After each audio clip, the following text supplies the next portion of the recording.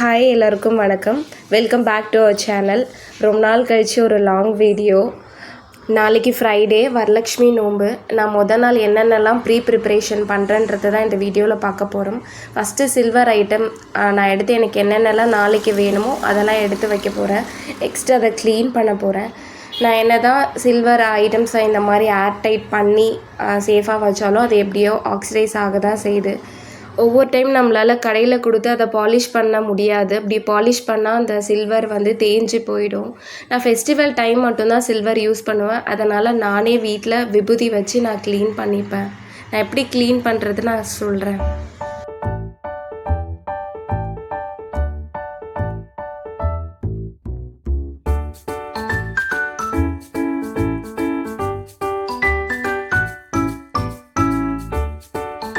Okay, எனக்கு தேவையான silver item எல்லாத்தையும் எடுத்து வச்சுட்டேன். அடுத்து இது வாழைத்தாறு. இது ரியல் சில்வர் கிடையாது, இது ஜெர்மன் சில்வர்.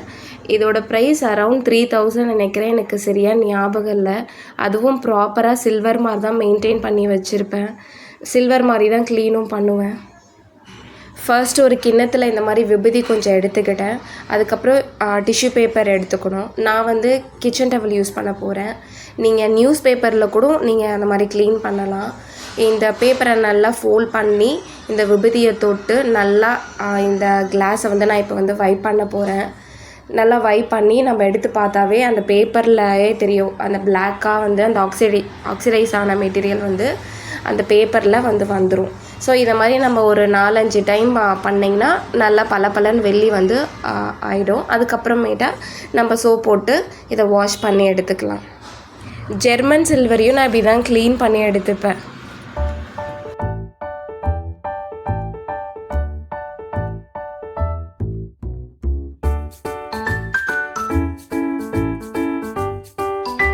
அடுத்து சாமிக்கு தேவையான ட்ரெஸ்ஸு, டேபிளில் போடுற கிளாத்து, டெக்கரேஷன் பண்ணுறதுக்கு சீரியல் பல்பு, கொஞ்சம் ஆர்டிஃபிஷியல் ஃப்ளவர் என்கிட்ட இருந்துச்சு, அதுவுமே எடுத்துக்கிட்டேன். மீதியெல்லாம் ரியல் ஃப்ளவர் அப்புறமேட்டா போயிட்டு வாங்கிட்டு வரணும்.